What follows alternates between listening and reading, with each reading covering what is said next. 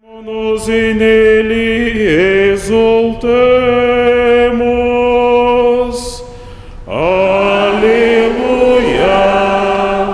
aleluia,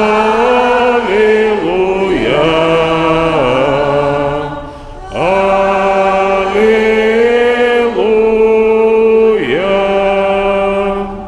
O Senhor esteja convosco. Proclamação do Evangelho de Jesus Cristo segundo Lucas. Glória a vós, Senhor. Naquele mesmo dia, o primeiro da semana, 2 dos discípulos de Jesus iam para um povoado chamado Emaús, distante 11 quilômetros de Jerusalém.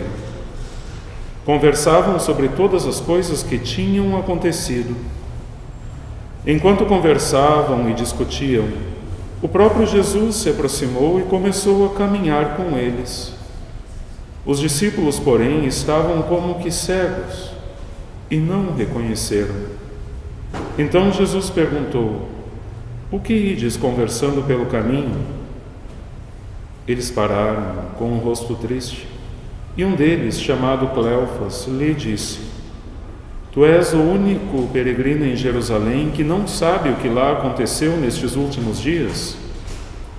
Ele perguntou: "O que foi?" Os discípulos responderam: "O que aconteceu com Jesus, o Nazareno, que foi um profeta poderoso em obras e palavras diante de Deus e diante de todo o povo. Nossos sumos sacerdotes e nossos chefes o entregaram para ser condenado à morte e o crucificaram. Nós esperávamos que ele fosse libertar Israel, mas apesar de tudo isso, já faz 3 dias que todas essas coisas aconteceram. É verdade que algumas mulheres do nosso grupo nos deram um susto. Elas foram de madrugada ao túmulo e não encontraram o corpo dele. Então voltaram dizendo que tinham visto anjos e que estes afirmaram que Jesus está vivo. Alguns dos nossos foram ao túmulo e encontraram as coisas como as mulheres tinham dito. A ele, porém, ninguém o viu." Então Jesus lhes disse: "Como sois sem inteligência e lentos para crer em tudo o que os profetas falaram. Será que o Cristo não devia sofrer tudo isso para entrar na sua glória?" E começando por Moisés e passando pelos profetas, explicava aos discípulos todas as passagens da Escritura que falavam a respeito dele. Quando chegaram perto do povoado para onde iam, Jesus fez de conta que ia mais adiante. Eles, porém, insistiram com Jesus, dizendo: "Fica conosco, pois já é tarde, e a noite vem chegando." Jesus entrou para ficar com eles. Quando se sentou à mesa com eles, tomou o pão, abençoou, partiu e lhes distribuía. Nisso os olhos dos discípulos se abriram e eles reconheceram Jesus. Jesus, porém, desapareceu da frente deles. Então um disse ao outro: "Não estava ardendo o nosso coração quando ele nos falava pelo caminho e nos explicava as Escrituras?" Naquela mesma hora, eles se levantaram e voltaram para Jerusalém, onde encontraram os 11 reunidos com os outros. E estes confirmaram: "Realmente o Senhor ressuscitou e apareceu a Simão." Então os dois contaram o que tinha acontecido no caminho e como tinham reconhecido Jesus ao partir o pão. Palavra da salvação. Glória a vós, Senhor. Podem sentar. Meus caros, hoje, enquanto eu fazia os meus exercícios na academia, pensava nesta catequese de hoje, dando sequência ao assunto que começamos na quarta passada, sobre a perfeição cristã.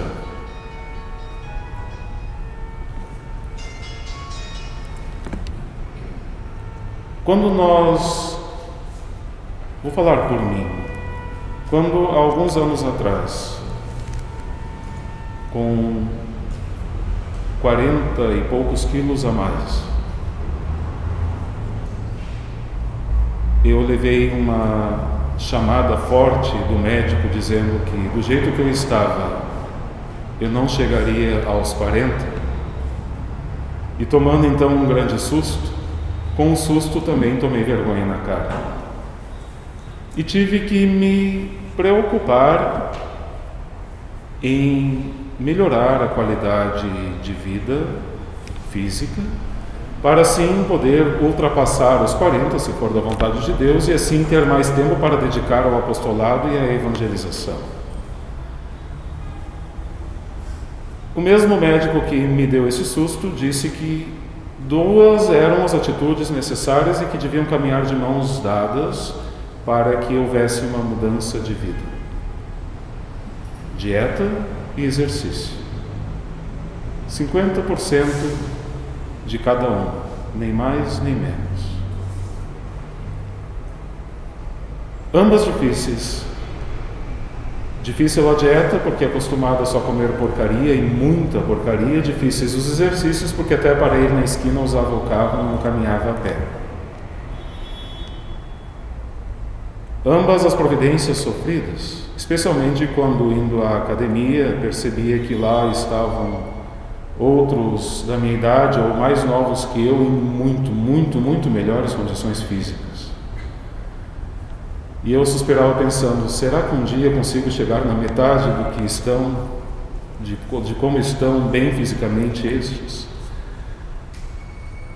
Mas seguindo as orientações dos instrutores e devagar e visitando com frequência os médicos e seguindo as orientações destes e cuidando da dieta, passados 5 anos consegui emagrecer 42 quilos.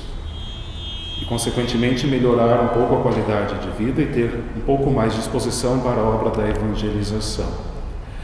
Por que faço este relato, meus caros? Porque São Paulo, quando fala da vida espiritual, ele usa com frequência a imagem do exercício. E o tema reservado para a catequese desta quarta-feira, para encerrar o assunto A Perfeição Cristã, é justamente ascética e mística. Acontece que ascética, ascese, é uma palavra que vem do grego e significa justamente exercitar, fazer esforço. E mística, palavra que talvez já estejamos mais acostumados a ouvir, quase que se explica, significa união com Deus, significa contemplar o Senhor. É algo que está mística, é algo que está além do ordinário. Ascese, meus caros, para, sem cairmos aqui em altas teologias, em termos complexos da teologia espiritual, mal comparando, a ascética são os exercícios associados com a dieta que nos permitem chegar à mística, à união com Deus, à saúde, porque salos, termo latino, que é a raiz de saúde, é também raiz de salvação. Então, para que alcancemos esta saúde, para que, usando aqui um termo, uma expressão que o padre Jonas Abib usava, para nos tornarmos sarados espiritualmente, precisamos sim fazer muitos exercícios. Ascese. Precisamos ir com frequência ao médico, à confissão, à direção espiritual. Precisamos sim fazer uma dieta rigorosa, os jejuns, a abstinência. Enfim, exercícios que nos permitem dominar as próprias paixões para que delas não sejamos escravos. Porque a graça de Deus nos é dada abundantemente para que façamos este exercício. Olhando do plano humano, do exercício físico seria aquela força de vontade que nos impele, apesar da dificuldade, apesar da preguiça, apesar da nossa concupiscência. A graça de Deus é aquela, como que a nossa força de vontade, aquilo que diz: vai, tu tens condição, és chamado para isso, és chamado à perfeição, és chamado a ficar sarado, és chamado a ter saúde. Mas não terás esta mística, esta união com Deus, se não colocar os meios. E nisso, meus caros, assim como na vida física, não adianta comprar aquelas maquininhas que ficam chacoalhando na barriga e que vendem na televisão, porque aquilo não vai fazer com que melhoremos a qualidade de vida. Não existe uma técnica espiritual transcendental que apliquemos para a nossa vida e da noite para o dia, pois bem, nos tornamos grandes santos e começamos a levitar enquanto rezamos. É necessário empenho. E mesmo que pensemos assim: poxa, quando eu falo com aquela senhora, quando eu falo com aquela irmã, quando eu falo com aquele senhor, quando eu converso com aquele padre, vejo o quão está unido, o quanto está unido a Deus e penso: será que um dia eu consigo chegar lá? Pois se colocarmos os meios, a graça não nos faltará para que lá cheguemos. Mas assim como o exercício físico é algo que deve ser a ascese, que nos conduza à mística, deve ser constante. Porque se hoje eu abrir mão do exercício, se hoje eu abrir mão da dieta, pois daqui a 5 anos talvez eu esteja com muito mais do que 42 quilos somados neste corpo. E se hoje eu pensando: já estou num bom nível espiritual na minha vida, já posso abrir mão do meu plano diário de oração, já posso abrir mão do exame de consciência, eu já fui em muita missa na minha vida inteira, não preciso mais ir. Eu já sei a Bíblia de cor e não preciso mais ler. Eu já tenho calos nos dedos, não preciso mais rezar o terço. Pois, meus caros, foi-se também para o espaço a nossa união com Deus, porque deixamos de colocar os meios para chegar a tal união. Enfim, a esta mística, a esta contemplação do Senhor, a esta união com Deus, todos somos chamados. Ouvimos isso no início da nossa catequese sobre este assunto da perfeição cristã na quarta passada. O mandamento do Senhor: sede perfeitos, como vosso Pai Celeste é perfeito. Então, nenhum de nós se sinta excluído da necessidade de colocar os meios, de cultivarmos esta ascese cristã para chegar à união com Deus. A boa notícia é que temos a vida inteira para isso. A má notícia é que vamos precisar fazer isso a vida inteira. Não dá para relaxar. Ajude-nos, Santa Maria, para que não nos faltem a graça necessária e a nossa colaboração com esta graça, para que, colocando os meios, sobretudo os sacramentos, a escuta da palavra, consigamos nos aproximar cada vez mais de Deus.